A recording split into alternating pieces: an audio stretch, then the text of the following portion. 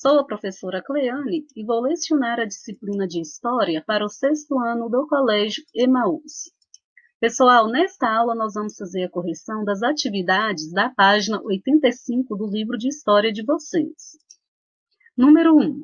A respeito da formação do Reino de Kush, complete o quadro. Lembrando, que nós estudamos nas páginas anteriores do livro os principais reinos africanos que se formaram. Região de origem do Reino de Kush, nordeste da África, na região da Núbia, atual Sudão. Expansão e conquistas territoriais. A partir do declínio da civilização egípcia, envolvida em disputas e conflitos, o Reino de Kush dominou Tebas e impôs o governo dos chamados faraós negros. Motivos do declínio. Por meio de diversos ataques de povos vizinhos, até ser conquistado no século IV a.C. pelo reino de Axum. Número 2. Explique quais são os elementos de culto das religiões tradicionais africanas. As religiões africanas tradicionais, elas vão cultuar os animais e vão cultuar também seus ancestrais, para que esses ancestrais protejam suas famílias. As religiões tradicionais africanas costumam cultuar os animais e elementos da natureza também, além de seus ancestrais, como eu falei, Número 3. Quais eram as diferenças e semelhanças entre o reino de Gana e o reino de Mali? Foram dois grandes reinos que se desenvolveram na África, ali na região do Saara, gente? O reino de Gana surgiu na região da atual Mauritânia, por volta do século IV, como ponto importante na rota comercial transsaariana e fornecedor de ouro para a Europa e para as regiões mediterrâneas.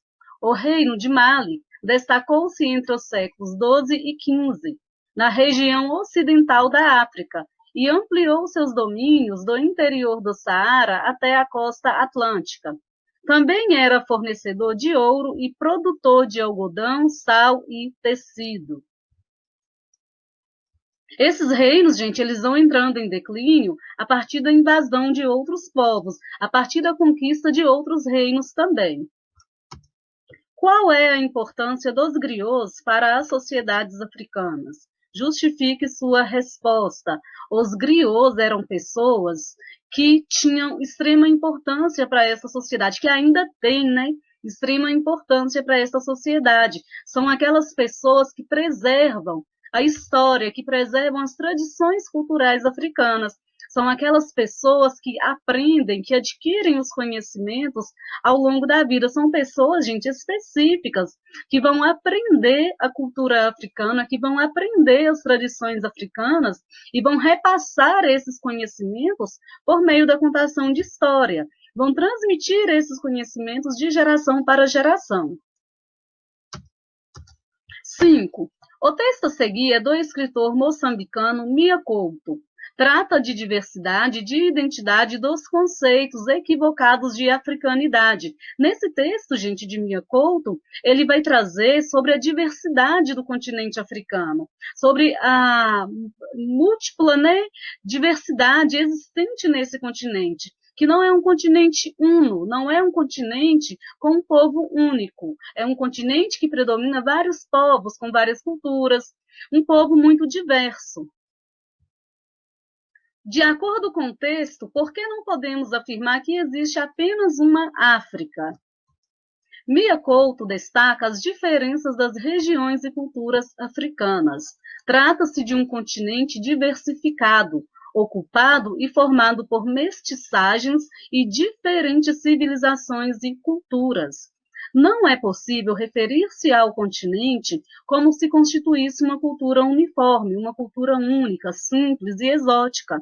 Mesmo dentro de cada país, como é o caso de Moçambique analisado por Mia Couto, as identidades, as cidadanias e as referências culturais são diversas, são várias. Letra B.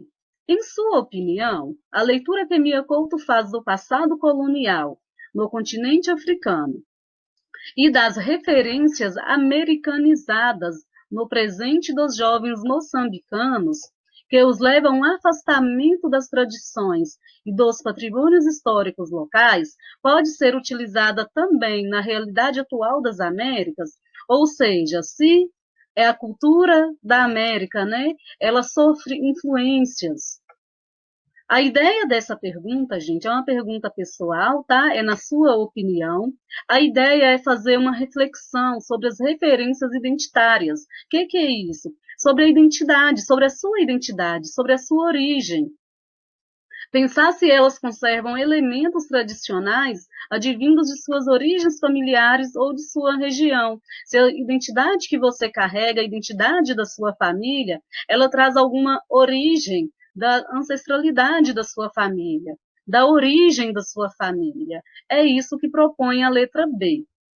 Finalizamos, gente, a nossa correção. Agora nós vamos iniciar um novo capítulo, o capítulo 6. Nós estudamos sobre a civilização egípcia, sobre alguns reinos do continente africano. Vamos estudar agora sobre alguns impérios que vão surgir na Mesopotâmia. A Mesopotâmia, gente, não é um país, não é uma cidade, é uma região que vai abrigar vários povos. É uma região que vai abrigar uma diversidade enorme de povos. Mesopotâmia, nós vamos entender já já o porquê do termo Mesopotâmia. Observem essa construção. Essa construção aqui, gente, é o zigurate de Ur, no atual Iraque. Foi concluído em 2096 a.C., destinada ao deus da lua. Os zigurates eram templos construídos por estes povos de adoração de seus deuses. Destinado ao deus da lua Nana, o templo possuía 7 pavimentos interligados por escadarias, considerados os monumentos mais característicos das civilizações mesopotâmicas. Os zigurates eram usados também como depósitos de cereais e locais de observação dos astros. Essa foto aqui ela é de 2016. A Mesopotâmia, gente, quer dizer terra entre rios, especificamente terra entre os rios Tigre e Rio Eufrates.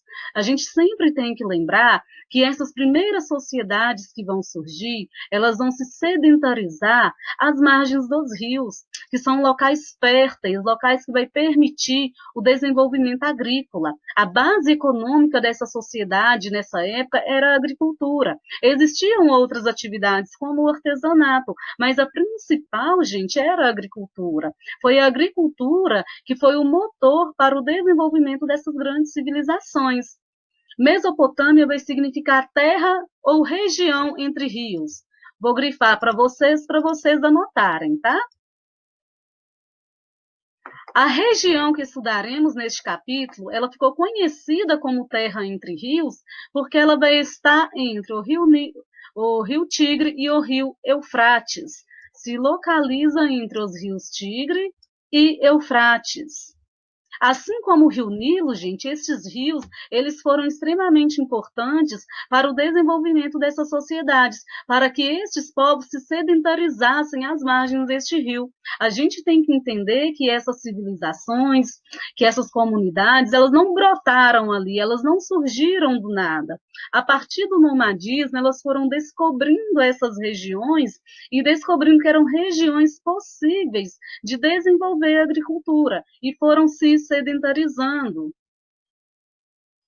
Diferente do rio Nilo, estes rios Tigre e Eufrates, eles também tinham seus momentos de cheia.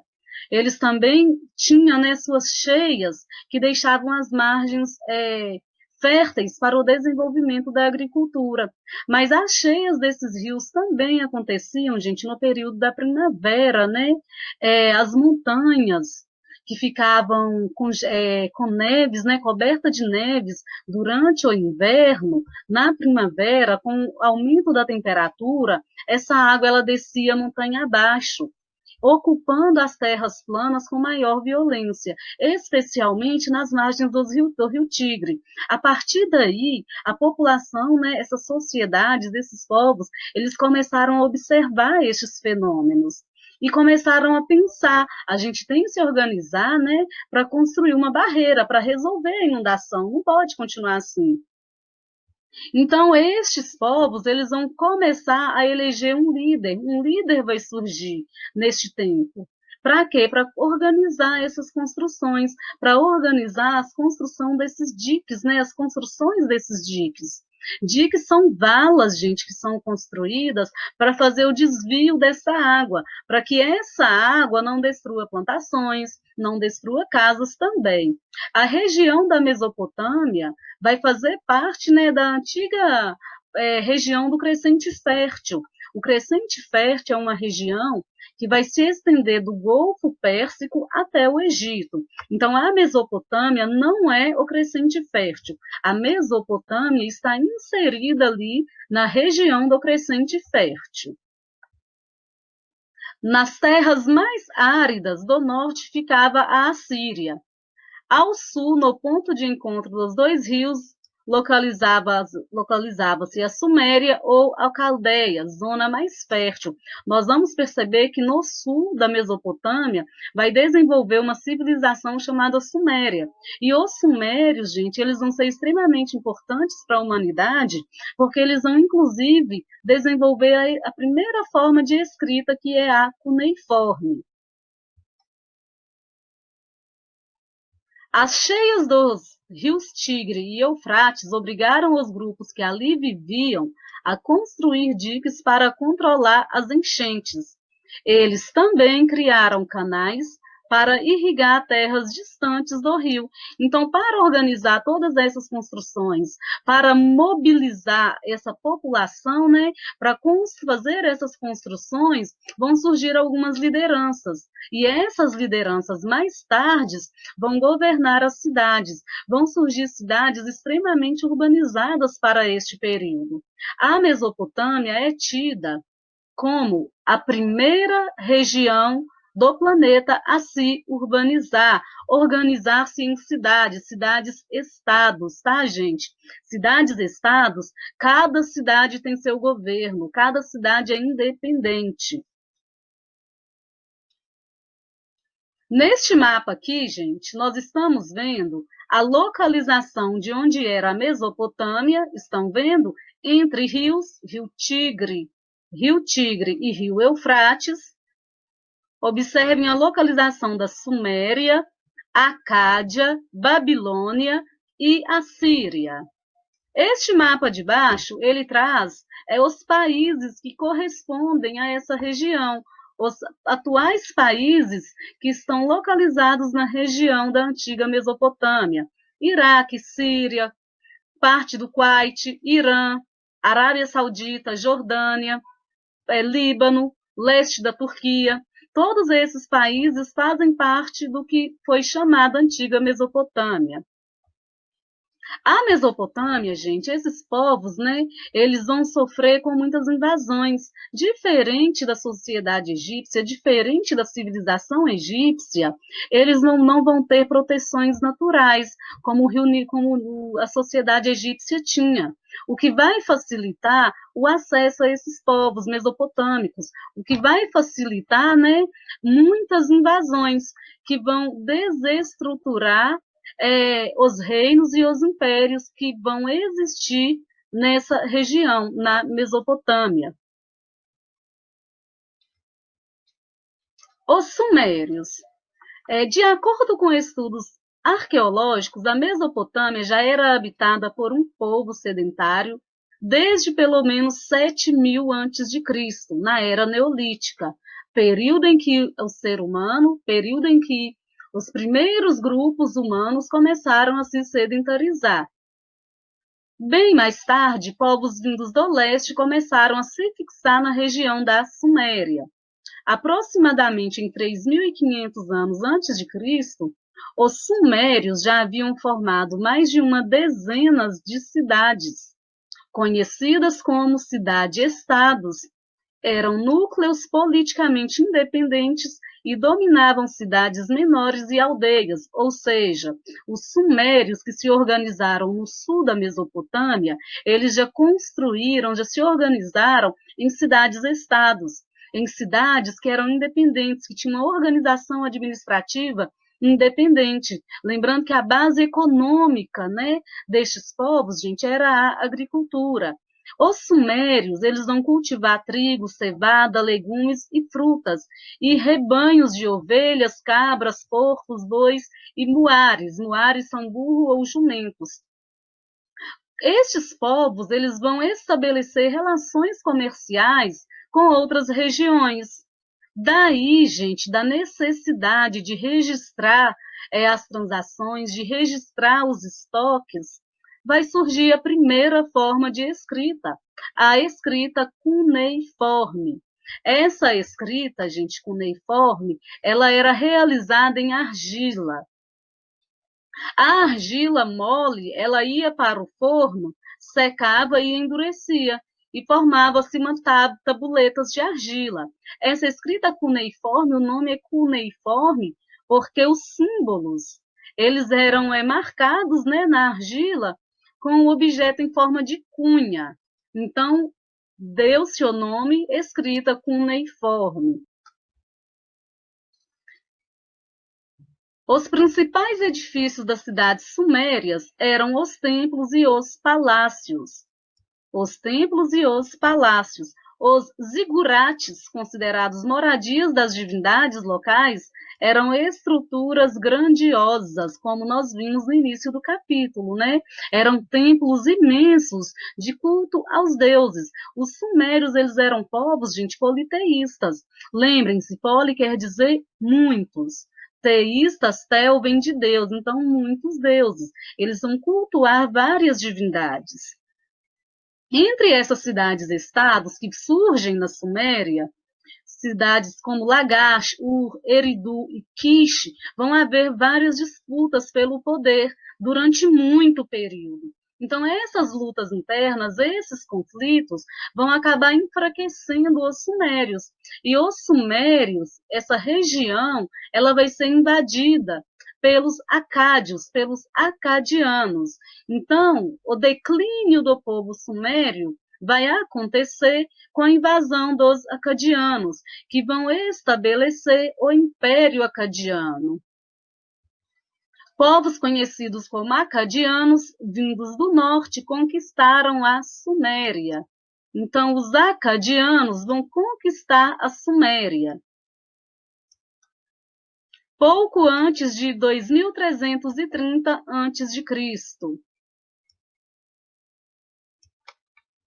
Mais tarde, o rei Sargão I vai liderar a unificação das várias cidades-estados, fundando um novo império, que vai dominar o sul da Mesopotâmia, o novo império, o Império Acadiano, que vai surgir a partir da unificação das cidades-estados suméricas.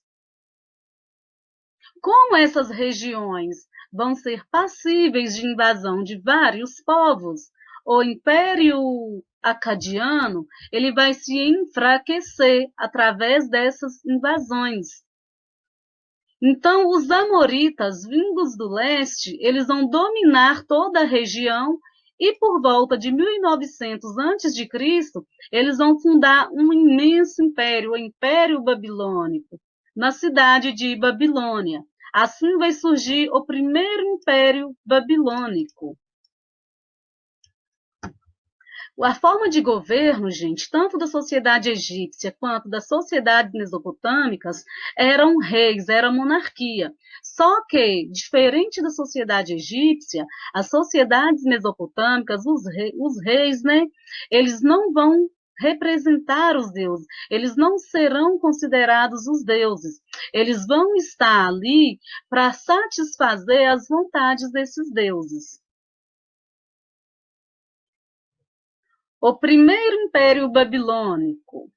Esse primeiro Império Babilônico ele vai ter destaque, gente, por conta do rei Hammurabi. O rei Hammurabi ele vai criar o Código de Hammurabi, que é um código composto de centenas de leis.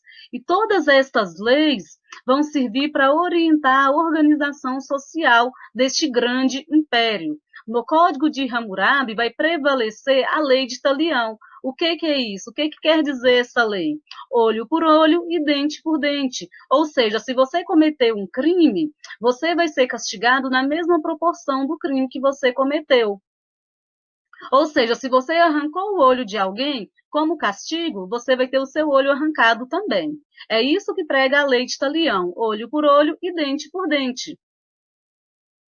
A partir de 1595 a.C., grandes migrações indo-europeias daquela região da Índia e da Europa vão desorganizar o Império Babilônico e vai dar origem a reinos menores, a reinos rivais. Nós vamos estudar que posteriormente o Império Babilônico ele vai se reerguer novamente, que vai dar origem ao Segundo Império Babilônico.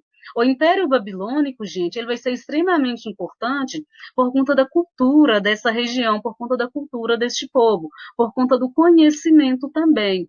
Eles vão fazer a construção de imensos templos.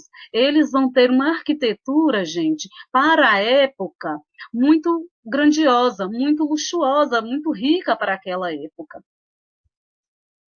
Nós vamos finalizar por enquanto esta aula e vamos dar continuidade às civilizações mesopotâmicas na próxima aula, porque senão vai ficar muito extenso o conteúdo também, né? Tem algumas atividades para vocês fazerem do livro, é a página 93. Tem que ler o texto antes, tá, gente? Bons estudos para vocês, até a próxima aula e lembrem-se, juntos no caminho certo.